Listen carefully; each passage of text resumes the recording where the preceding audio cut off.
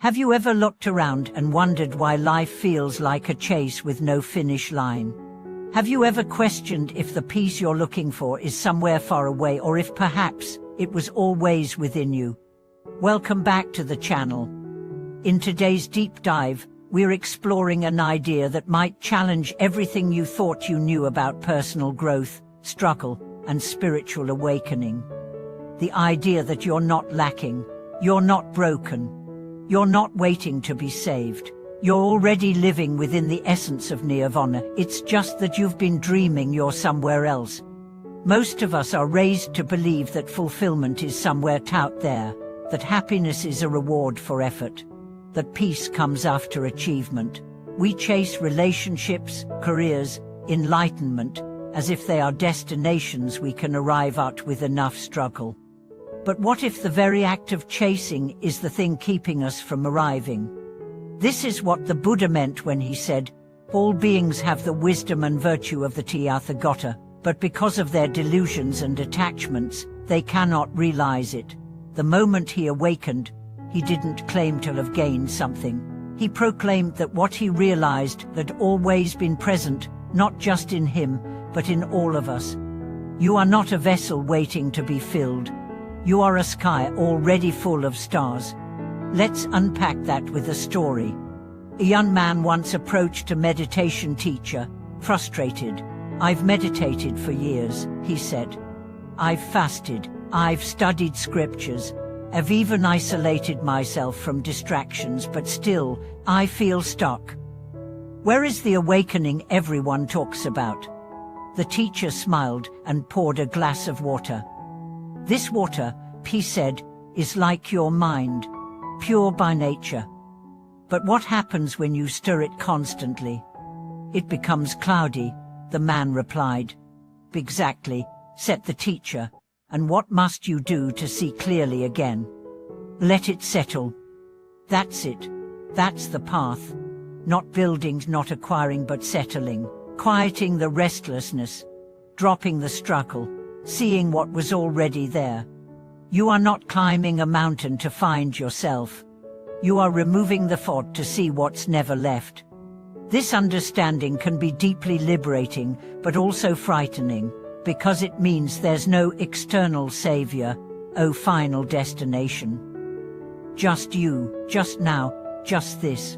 It's easier to believe that peace will come after the next success, the next relationship, the next spiritual technique. That gives us something to work toward. But awakening isn't a future event. It's a present shift. Take a breath, right now, this moment. As it is, can you feel the quiet underneath the noise? That stillness is your original self. The one that never left Nirvana. But what is Nirvana, really? Popular culture paints it as a place, a paradise beyond this world. But in the teachings of the Buddha, Nirvana is not a location. It's not the end of life. It's the end of illusion. It's the extinguishing of the fire of craving, the cooling of the fever of becoming. You don't go to Nirvana. You wake into it. And that awakening doesn't mean you float above your problems. It means you stop confusing your thoughts with truth. You stop identifying with every passing emotion. You stop thinking your worth depends on achievement, approval, or control. You become the witness, not the storm. There's a well-known analogy in Zen. A man is dreaming he is a butterfly. In the dream, he feels light, free, joyful. But when he wakes, he's unsure, was he a man dreaming he was a butterfly, or is he now a butterfly dreaming he's a man? This is how our daily life feels when we are not awake. We are trapped in roles, stories, ambitions. We suffer not because the world is painful, but because we believe our thoughts about the world without question. We mistake the dream for reality. But the dream is not evil. It's just incomplete. The world is not an illusion to be escaped, but a mirror to be understood. You don't need to run from the dream. You just need to wake up within it. You see, awakening isn't about becoming someone new. It's about seeing clearly who you've always been, beneath the roles you play, the wounds you carry, the masks you wear. You are not the anxious thought. You are the awareness seeing it. You are not the disappointment. You are the space in which it passes. You are not the name, the title, or the trauma. You are the presence holding it all. So why don't we feel this truth? Because we've been conditioned to look outward, to believe peace comes from fixing, changing, improving. But the moment you seek, you affirm lack. The moment you grasp, you create distance. As the Zen saying goes, the obstacle is the path. That discomfort, that fear, that emptiness, that's not a detour. It's your invitation inward. Let's consider another story. A monk was once asked, "What do you do after enlightenment?" He replied, "I chop wood and carry water." The questioner was confused. "Isn't that what you did before?" "Yes," said the monk, "but now I know who's chopping." That's the transformation. The action doesn't change, but the awareness does. You still live. You still work. You still cry and laugh. But now, you are awake within it. You are no longer driven by the belief that something is missing. You know that everything arises, dances, and passes, and you are the open sky in which it happens. So where does this leave us?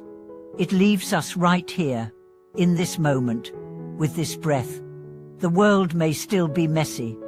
Your problems may still exist, but something subtle has shifted. A seed has been planted, a recognition that maybe, just maybe, you're not as far from peace as you thought. Maybe you were never lost. Maybe you were dreaming. And maybe you're starting to wake up. So what can you do now? Not much. And that's the point. Stop running. Sit still. Watch your thoughts like clouds passing through a vast sky. Notice the judgments, the stories, the expectations. And ask, who is watching? That question won't give you an answer. It will give you freedom. And freedom is not a destination. It's a perspective. So if you feel tired from striving, if you feel like you're chasing something you can't name, pause, rest, breathe. You're already home, you just forgot to notice. You don't need more. You need less. Less striving, less resistance. Less belief in the voice that says, you're not there yet. Because you are. You always were. Thank you for spending this time with us. If this video resonated with you, we invite you to reflect, to share your thoughts in the comments, and to subscribe for more reminders of what you already know deep within. Thank you for watching this video.